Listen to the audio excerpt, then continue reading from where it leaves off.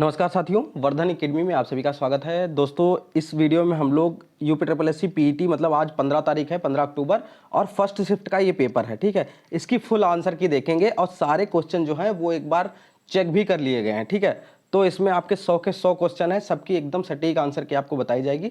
Video के last में अगर आपको किसी भी क्वेश्चन में डाउट हो तो उसका रिप्लाई कर दिया जाएगा। ठीक है, तो चलिए आज की वीडियो स्टार्ट करते हैं और देखते हैं। आप लोग भी मिलाते रहिए और बिल्कुल सही यहाँ पर आंसर की आपको दी जा रही है। ठीक है, तो यहाँ पर सीधे सीधे आंसर हम लोग देख लेते हैं। यहाँ पर जो पहला क्वेश्चन है इसमें लिखा है सत्यरूपी परमेश्वर की रत्न चिंतामणि को प्राप्त करने के लिए हम क्या कर सकते हैं। तो इसका जो राइट आंसर होगा वो होगा अंतर्निहित सत्य का साक्षात्कार करें। नेक्स्ट है गद्यांश में चिरस्थायी शब्द का कौन सा विलोम शब्द प्रयुक्त हुआ है। तो इसमें होगा क्षणभंगुर। नेक्स्ट है सत्य की तलाश कैसे की जानी चाहिए। सत्य की तलाश कैसे की जानी चाहिए, इसका जो राइट आंसर होगा वो होगा श्रद्धा पूर्वक अंतः विद्यमान सत्य के मार्ग से आगे बढ़ते हुए। ठीक है, नेक्स्ट क्वेश्चन है क्वेश्चन नंबर 4। जिज्ञासु को सत्य व अहिंसा के पथ पर चलते समय संकटों का सामना कैसे करना चाहिए। ठीक है, तो इसका जो राइट आंसर होगा वो होगा आपका संकटों को सहते हुए निमित्त नाश किए बिना आगे बढ़ना चाहिए। नेक्स्ट क्वेश्चन है क्वेश्चन नंबर 5। सत्य और अहिंसा के मार्ग को अस्य की धार पर चलने के समान क्यों बताया गया है। ठीक है, तो पांचवे का जो राइट आंसर है, फिफ्थ का जो राइट आंसर है वो है क्योंकि सत्य और अहिंसा का मार्ग जितना सीधा है उतना ही तंग है और इस मार्ग पर चलना अत्यंत कठिन है। ठीक है, नेक्स्ट क्वेश्चन। अब यहाँ पर देखिए तालिका स्टार्ट हो गई, 6 से 10 तक क्वेश्चन जो है इसमें तालिका दी गई है। ये आप लोग देख सकते हैं, मद वगैरह ये सब दी गई हैं। इसमें सिर्फ आपको आंसर्स बताया देता हूँ कि यहाँ पर क्या आंसर आपका आएगा। ठीक है, बिल्कुल चेक किए हुए आंसर हैं ये। यहाँ पर देखिए 2011 में इन सभी मदों का कुल व्यय 2015 में कुल व्यय का लगभग कितना प्रतिशत था। ठीक है, तो सिक्स्थ का जो राइट आंसर है वो है 68.33%। नेक्स्ट है इस अवधि के दौरान कंपनी को प्रतिवर्ष ब्याज की औसत राशि कितनी चुकानी पड़ी। तो सेवेंथ का जो राइट आंसर है वो है 26.66 लाख। ठीक है, 26.66 लाख रुपए यहाँ पे चुकानी पड़ी। आठवें का आंसर है दी गई अवधि के दौरान कंपनी द्वारा भुगतान की गई बोनस की कुल राशि इस अवधि के दौरान भुगतान की गई वेतन की कुल राशि का लगभग कितना प्रतिशत है। तो आठवें का जो राइट आंसर है वो है 0.6%। ठीक है, 0.6%। नेक्स्ट है क्वेश्चन नंबर 9। वर्ष 2013 के दौरान इन मदों पर कंपनी का कुल व्यय कितना है। तो इसमें जो राइट आंसर होगा वो होगा 738.44 लाख। नेक्स्ट क्वेश्चन है सभी वर्षों के लिए करों पर कुल व्यय और सभी वर्षों के लिए ईंधन और परिवहन पर कुल व्यय के बीच का अनुपात क्रमशः है कितना है, लगभग में पूछा गया है। तो इसका जो राइट आंसर होगा वो होगा 109:151। नेक्स्ट है 11 से 15 तक यहाँ पर फिर से यहाँ पर ये कारें दी गई हैं, खरीदी गई 10 दिनों के लिए। यहाँ पर पूरी यहाँ पर चार्ट बना हुआ है। अब इसमें देखिए इसका जो क्वेश्चंस हैं उनको देख लेते हैं 11 से 15 तक के कि इसमें राइट आंसर क्या होगा। पहला 11th क्वेश्चन है दिए गए 10 दिनों के दौरान कार मिनी द्वारा उसकी औसत गति से 875 किलोमीटर की यात्रा करने में लिए गए समय का दिए गए 10 दिनों के दौरान कार स्विफ्ट द्वारा उसकी औसत गति से 990 किलोमीटर की यात्रा करने के लिए समय से अनुपात ज्ञात कीजिए। अनुपात ज्ञात करना है तो इसका जो अनुपात होगा वो होगा 56:99। ठीक है, 56:99 होगा। यहाँ पर सिर्फ आंसर की आपको बताई जा रही है। यहाँ पे 12वां क्वेश्चन है 10 दिनों के दौरान अल्टो और टियागो की औसत गति का अनुपात क्या है। ठीक है, अगर आप लोग कहेंगे बाद में तो मैथ्स और जो ये डीआई वाले क्वेश्चंस हैं इनको सॉल्व करके भी दिखा दिया जाएगा। ठीक है, लेकिन यहाँ पर आंसर की दे रहा हूँ क्योंकि लोग आंसर की ही इस समय चाहते हैं। ठीक है, 25:36। ठीक है, 25:36 यहाँ पर राइट आंसर होगा। नेक्स्ट है 13वां क्वेश्चन है आल्टो और क्विड दिए गए 10 दिनों के दौरान अपनी औसत गति की समान गति से एक दूसरे की ओर यात्रा कर रहे हैं। मिलने के बाद वे एक दूसरे के शुरुआती बिंदु की ओर यात्रा करते हैं। यदि शुरू में दोनों कारों के बीच की दूरी 2300 किलोमीटर है तो आल्टो और क्विड द्वारा एक दूसरे से मिलने के बाद अपने गंतव्य तक पहुंचने में लगने वाले समय का अंतर ज्ञात कीजिए। ठीक है, तो 13 का जो राइट आंसर है वो है 0 घंटा। ठीक है, मतलब 0 घंटे का अंतर रहेगा सिर्फ। नेक्स्ट क्वेश्चन है क्वेश्चन नंबर 14। यदि सभी कारों द्वारा 10 दिनों में तय की गई कुल दूरी कार ए तथा कार बी क्रमशः 150 घंटे और 300 घंटे में तय करती है तो कार ए और बी की औसत गति के बीच का अंतर ज्ञात कीजिए। तो 14वें का जो राइट आंसर है वो औसत गति में जो अंतर बताया जा रहा है वो है 61 किलोमीटर प्रति घंटा। नेक्स्ट है 10 दिनों के दौरान टियागो और मिनी द्वारा तय की गई कुल दूरी का अनुपात कितना था। तो कुल दूरी का जो अनुपात है वो आपका निकल के आएगा 18:25। नेक्स्ट है 16वां क्वेश्चन ये आप लोग यहाँ पर देख सकते हैं। 16वां क्वेश्चन इस तरीके से यहाँ पर रेखा आलेख के द्वारा। तो इसमें 16वां क्वेश्चन है, उसमें है 2003 के दौरान कंपनी में कार्यरत कर्मचारियों की संख्या कितनी थी। तो संख्या कितनी थी टोटल? 5000। ठीक, नेक्स्ट क्वेश्चन है क्वेश्चन नंबर 17। ठीक है, 17वां क्वेश्चन है। 17वें क्वेश्चन में क्वेश्चन है 2003 में कंपनी में काम करने वाले कर्मचारियों की संख्या 2006 में कंपनी में काम करने वाले कर्मचारियों की संख्या का लगभग कितने प्रतिशत थी। तो इसका जो राइट आंसर होगा वो होगा 96.15%। ठीक, नेक्स्ट क्वेश्चन है दी गई अवधि के दौरान किसी भी वर्ष में कंपनी में शामिल होने वाले कर्मचारियों की न्यूनतम संख्या का कंपनी छोड़ने वाले कर्मचारियों की अधिकतम संख्या से अनुपात कितना है। तो यहाँ पर जो अनुपात होगा वो 9:13 या 9/13 कह सकते हैं। नेक्स्ट है पिछले वर्ष में किस वर्ष में पिछले वर्ष की तुलना में कंपनी छोड़ने वाले कर्मचारियों की संख्या में प्रतिशत वृद्धि या कमी अधिकतम रही है। तो 19वें का जो राइट आंसर है वो हो जाएगा आपका 2002। ठीक है, 2002।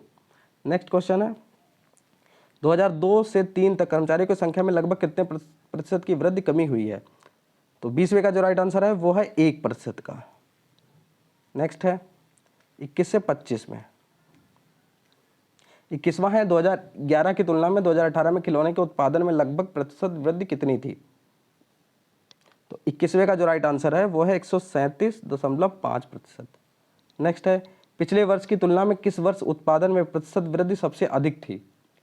तो 22वें का जो राइट आंसर है वो है 2017 में। नेक्स्ट है दिए गए कितने वर्षों में खिलौने का उत्पादन दिए गए वर्षों के औसत उत्पादन से अधिक था। इसका जो राइट आंसर होगा वो होगा 4। नेक्स्ट है 2013 से 14 तक खिलौने के उत्पादन में लगभग प्रतिशत गिरावट कितनी थी। तो 24वें का जो राइट आंसर है लगभग में 20% होगी।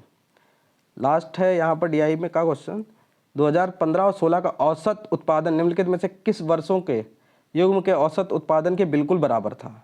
तो बिल्कुल बराबर अगर देखा जाए तो 12 और 17, 2012 और 17 का था। अब देखिए अब नेक्स्ट क्वेश्चन है 25। ठीक है, जीएस से क्वेश्चन यहाँ पर निम्नलिखित में से कौन वह व्यक्ति है जिसका नाम देवान प्रियदर्शी भी था। ठीक है, तो ये तो काफ़ी इजी क्वेश्चन अगर यहाँ पर देखा जाए अभी तक का। ठीक है, तो सबसे यहाँ पर होगा सम्राट अशोक, बहुत इजी क्वेश्चन है। अगला है संगमरमर पर पियत्रा ड्यूरा या रंगीन पत्थर की जड़ाई का काम के समय बहुत लोकप्रिय हुआ। तो इसमें था शाहजहां। इसमें राइट आंसर होगा वो होगा शाहजहां। निम्नलिखित में से किस युग में तांबे का पहली बार उपयोग किया गया था।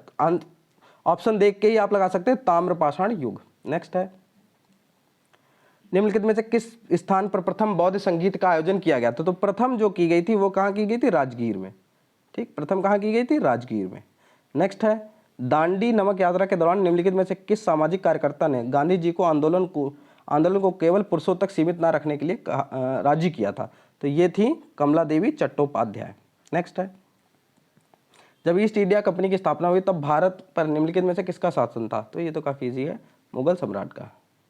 ठीक, नेक्स्ट है भूदान ग्रामदान आंदोलन निम्नलिखित में से किसके द्वारा शुरू किया गया था। आचार्य विनोबा भावे। ये तो हमें लग रहा सेकंड थर्ड स्टैंडर्ड में जब पढ़ते होंगे तब से ये देखते चले आ रहे हैं इन चीज ये क्वेश्चन। प्रसिद्ध युद्ध का नारा दिल्ली चलो चलो दिल्ली किसने दिया था। ये भी काफ़ी इजी है, सुभाष चंद्र बोस ने। ठीक है, यहाँ पर कुछ क्वेश्चन काफ़ी इजी है। राष्ट्रवाद की पहली स्पष्ट अभिव्यक्ति निम्नलिखित में से किस क्रांति के साथ हुई है। किस क्रांति के साथ हुई है। तो ये होगी आपकी फ्रांसीसी क्रांति। नेक्स्ट क्वेश्चन है सरकार के निम्नलिखित में से किस अधिनियम के कारण बंबई से सिंध प्रांत का निर्माण हुआ है। ठीक है, तो सबसे फेमस जो अधिनियम है वही है, इसका आंसर भारत सरकार अधिनियम 1935। नेक्स्ट क्वेश्चन है भारतीय मानक समय ग्रीनविच माध्य समय जीएमटी किससे कितने आगे है। ठीक है, ये तो जो लोग क्रिकेट मैच देखते हैं उनको भी पता होगा, 5.5 घंटे उसमें अक्सर दिखाया जाता है ये सब। ठीक है, निम्नलिखित में से कौन जनसंख्या वितरण को प्रभावित करने वाला आर्थिक कारक नहीं है। कौन नहीं है। तो आर्थिक कारक इसमें क्या होगा, खनिज होगा, खनिज जो आर्थिक कारक नहीं है। नेक्स्ट है विश्व की सबसे ऊंची चोटी माउंट एवरेस्ट के बीच स्थित है। ये भी काफ़ी इजी क्वेश्चन है, भारत और नेपाल। ठीक है, कुछ क्वेश्चन काफ़ी अच्छे हैं और कुछ यहाँ पर इजी भी है। निम्नलिखित में भारत में अक्टूबर की गर्मी का मुख्य कारण क्या है। तो ये होगी निम्न वेग हवाएं। नेक्स्ट क्वेश्चन है किसी भी विकासशील अर्थव्यवस्था के प्रारंभिक चरणों में अधिकांश गतिविधियां क्षेत्र से संबंधित होती हैं। तो किस क्षेत्र से संबंधित होती है, प्राथमिक, द्वितीयक, सूचना प्रौद्योगिकी या तृतीयक। तो ये होंगी प्राथमिक से ही संबंधित। नेक्स्ट क्वेश्चन है निम्नलिखित में से कौन सा हरित क्रांति की रणनीति का हिस्सा था। इसमें देखिए सारी चीजें होंगी, हरित क्रांति की इसमें यह सभी होंगे। नेक्स्ट है, निम्नलिखित में से किस नदी को बिहार का शोक कहा जाता है? ये काफ़ी कॉमन क्वेश्चन है, हर बार लगभग ये मान के चलिए पूछा ही जाता है, यूपी ट्रिपल एससी में तो जरूर ही पूछा जाता है घुमा फिरा के। ठीक, भारत की पंचवर्षीय योजनाओं को अंतिम स्वीकृत निम्नलिखित में से किसके द्वारा दी गई थी? तो ये राष्ट्रीय विकास परिषद के द्वारा। नेक्स्ट है क्वेश्चन नंबर 44, भारत की संघ कार्यकारिणी में निम्नलिखित में से कौन शामिल नहीं है? तो उपराष्ट्रपति, राष्ट्रपति, प्रधानमंत्री, ये तीन तो हैं ही, तो इसका जो राइट आंसर होगा वो होगा राज्यों के मुख्यमंत्री। निम्नलिखित में से कौन एक वाणिज्यिक बैंक नहीं है? तो इसका जो राइट आंसर होगा वो होगा SIDBI. Next question, question number 46, निम्नलिखित में से कौन सा सार्वजनिक क्षेत्र का उपक्रम संसद के तहत एक विशेष कानून पारित करके स्थापित किया गया है? तो 46वें का जो राइट आंसर होगा वो होगा वैधानिक निगम। वैधानिक निगम होगा इसका right answer. Next question, question number 47 देखते हैं, निम्नलिखित में से किसी केंद्र शासित प्रदेश में उच्च न्यायालय स्थापित करने का अधिकार है? तो ये किसको है? संसद को है। नेक्स्ट है, निम्नलिखित में से कौन सा अनुच्छेद भारतीय संविधान में सर्वोच्च न्यायालय की स्थापना और गठन के बारे में है? कौन सा अनुच्छेद पूछा गया है? तो ये होगा 124। क्वेश्चन नंबर 48 का जो राइट आंसर है वो है 124 बी।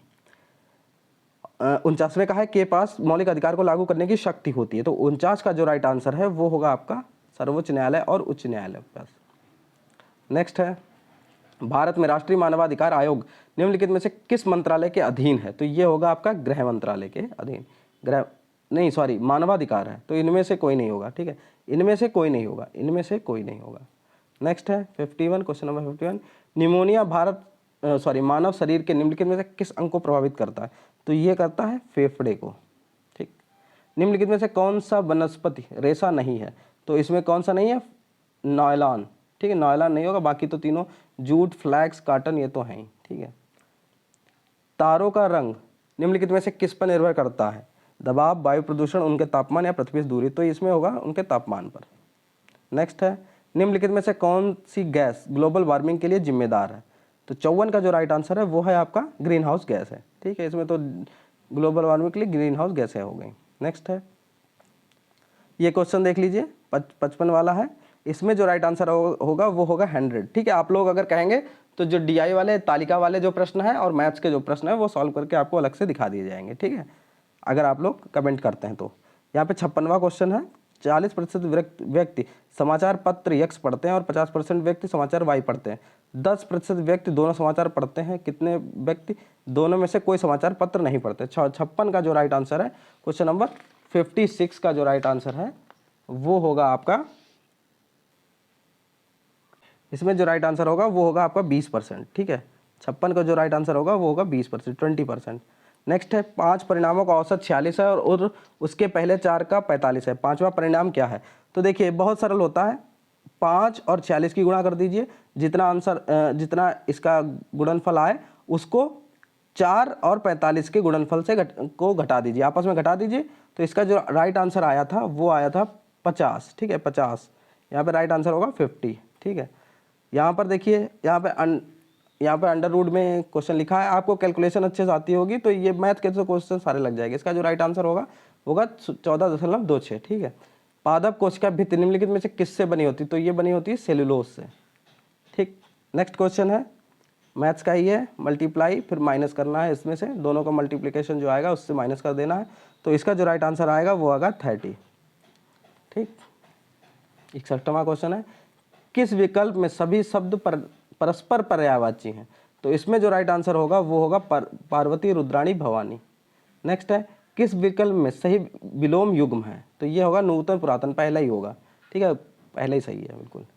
नेक्स्ट है, ख्याली पुलाव पकाना मुहावरे का अर्थ है, तो इसमें क्या होगा? असंभव बातों की कल्पना करना, ये होगा ख्याली पुलाव बनाना। महर्षि शब्द का संधि विच्छेद, तो हिंदी तो काफ़ी ईजी लग रही है, महा प्लस ऋषि। ठीक है, निम्नलिखित में किस शब्द युग्म का अर्थभेद सही नहीं है? तो 65वें का जो राइट आंसर है वो होगा अवलंब और अविलंब का। ठीक है, नेक्स्ट क्वेश्चन है, अगले में देखिए यहाँ पे पैराग्राफ इंग्लिश का दिया गया है, इसमें सिर्फ हम लोग आंसर्स देख लेते हैं। देखिए, was Caroline's brother an outdoor type. ठीक है, तो 66 का जो राइट आंसर है वो है नो। ठीक, नेक्स्ट क्वेश्चन है, why were the squid collected? तो ये होगा फॉर बैटिंग। ठीक, नेक्स्ट क्वेश्चन है, give one word substitute for the practice of writing, editing and और कॉम्पिलिंग। ठीक है, तो इसमें 68 का जो राइट आंसर है, 68 का राइट आंसर होगा वो लेक्सिकोग्राफी होगा, लेक्सिकोग्राफी। नेक्स्ट क्वेश्चन है, एक महिला की ओर इशारा करते हुए नीलेश ने कहा, वह मेरी पत्नी के दादा की इकलौती संतान की इकलौती बेटी है। महिला नीलेश से किस प्रकार संबंधित है? तो इसमें जो राइट आंसर होगा वो होगा पत्नी। ठीक है, वह मेरी पत्नी के दादा की इकलौती संतान की इकलौती बेटी, तो पत्नी होगी। ठीक है, यहाँ पे नेक्स्ट क्वेश्चन है, असंगत अलग करें। इसमें जो राइट आंसर आएगा वो होगा 100। ठीक है, क्योंकि बाकी सब क्यूब हैं, ये 2 का है, ये 3 का है, ये 4 का है, ये 5 का है, ये 6 का है, छत्रंग सत्य चंगा 216। ठीक है, ये 7 सत्य 49 सत्य 343। ठीक है, ये सारे क्या हैं? क्यूब हैं। ठीक है, जैसे पावर 3 होता है। ठीक है, और ये स्क्वायर है 10 का, तो ये ही अलग होगा। 1 जनवरी 2006 को रविवार था, 1 जनवरी 2010 को सप्ताह का कौन सा दिन होगा? तो 71वें का जो राइट आंसर है वो होगा आपका शुक्रवार। ठीक है, इसका राइट आंसर होगा शुक्रवार। नेक्स्ट है, give synonym for the word partial. तो पार्शियल का जो सिनोनिम होगा वो होगा इनकम्प्लीट। और फिर एक एंटोनिम्स पूछा गया है डिसअपॉइंट का, तो ये होगा सेटिस्फाई। सेटिस्फाई होगा इसका राइट आंसर। नेक्स्ट क्वेश्चन है क्वेश्चन नंबर 74। 74 में निम्नलिखित, यहाँ पर देखिए दिया गया कथन और निष्कर्ष दिए गए। सभी किताबें पेपर हैं, कुछ पेपर जनरल हैं, कुछ जनरल कैलेंडर है। तो इसका जो राइट आंसर होगा वो होगा इनमें से कोई नहीं, इनमें से कोई नहीं। नेक्स्ट क्वेश्चन है, यदि नॉर्मल को RPNLBM के रूप में कोडित किया जाता तो गैदर का कोड क्या होगा? तो गैदर का जो कोड होगा वो होगा option A, TBGRFH। Next question, निम्नलिखित में से किस देश ने अगस्त 2022 में ताइवान के आसपास अपना अब तक का सबसे बड़ा सैन्य अभ्यास किया है? तो वो तो सब लोग अंदाजा भी लगा सकते हैं, चीन ने किया है। ठीक है, नेक्स्ट है, अगस्त 2022 में भारत की पहली अंडर वाटर मेट्रो का उद्घाटन निम्नलिखित में से किस शहर में किया गया? तो ये भी काफ़ी चर्चित था, ये है कोलकाता में। कहाँ है? कोलकाता में। नेक्स्ट है, निम्नलिखित में से किस देश के वैज्ञानिकों ने पहला कृत्रिम भ्रूण तैयार किया है? तो ये किया है इजराइल के वैज्ञानिकों ने। नेक्स्ट क्वेश्चन है, प्रधानमंत्री नरेंद्र मोदी ने निम्नलिखित में से किस राज्य में IIBX India international bullion exchange launch किया है? तो ये किया गया है गुजरात में। ठीक है, 79 का जो राइट आंसर होगा वो होगा गुजरात। ठीक, नेक्स्ट क्वेश्चन है 80, आज़ादी का अमृत महोत्सव के तहत बढ़े चलो अभियान निम्नलिखित में से किस केंद्रीय मंत्रालय द्वारा शुरू किया गया? तो ये शुरू किया गया था संस्कृति मंत्रालय के द्वारा। नेक्स्ट है, भारतीय सेना ने जुलाई 2022 में नामक एक अखिल भारतीय उपग्रह संचार अभ्यास का आयोजन किया था। तो 81 का जो राइट आंसर है वो है स्काई लाइट। काफ़ी ये भी उस समय चर्चा में था, स्काई लाइट। जो लोग थोड़ा सा न्यूज़ अवेयर रहते हैं, जो सुनते रहते हैं, उनको ये चीज़ पता होगी। भारत के किन 2 शहरों के बीच आकाशा एयर की पहली उड़ान का उद्घाटन किया गया? तो ये होगा मुंबई से अहमदाबाद। ठीक, निम्नलिखित में से कौन सा राज्य भारत में पहले हर घर जल प्रमाणित राज्य बन गया है? तो ये बन गया है गोवा। नेक्स्ट, निम्नलिखित में से कौन सा भारत का पड़ोसी देश नहीं है? तो इसमें आंसर होगा UAE। ठीक, निम्नलिखित में से IIT ने भारतीय भाषा प्रौद्योगिकी को आगे बढ़ाने के लिए A14 भारत में नीलेकड़ी केंद्र की शुरुआत की है। तो ये की है IIT मद्रास ने। नेक्स्ट है, किस केंद्रीय मंत्री की अध्यक्षता में चंडीगढ़ में नशीली दवाओं की तस्करी और राष्ट्रीय सुरक्षा पर एक राष्ट्रीय सम्मेलन आयोजित किया गया? तो ये किया गया था अमित शाह, जो गृह मंत्री जी हैं, उनकी अध्यक्षता, यहाँ पर अध्यक्षता में। नेक्स्ट है, लोकसभा में पद धारण करने की न्यूनतम आयु है? लोकसभा में पूछा गया है, तो इसका जो राइट आंसर होगा वो होगा 25 वर्ष। नेक्स्ट क्वेश्चन है, अंतर्राष्ट्रीय जैव विविधता दिवस किस तारीख को मनाया जाता है? तो इसका जो राइट आंसर होगा वो होगा 22 मई। ठीक, नेक्स्ट क्वेश्चन है, निम्नलिखित में से कौन सा विश्व का सबसे बड़ा नदी द्वीप है? तो ये असम में है, माजुली द्वीप। ठीक, नेक्स्ट है, निम्नलिखित में से हंगरी की राष्ट्रीय मुद्रा क्या है?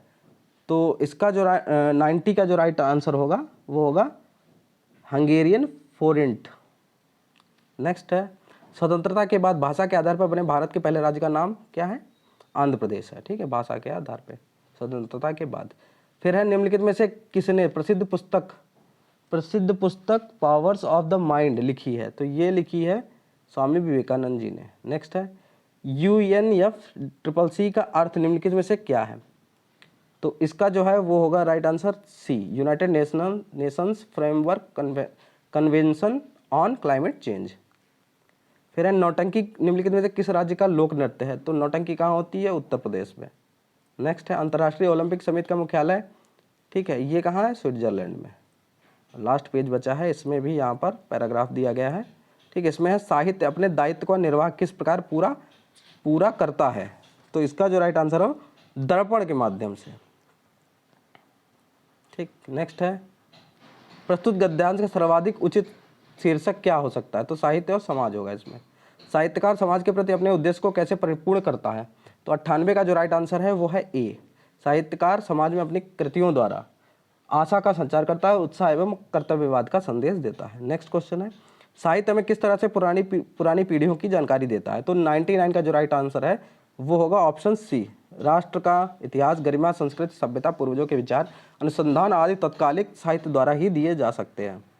लास्ट क्वेश्चन है आज का, साहित्य केवल समाज का दर्पण क्यों नहीं है?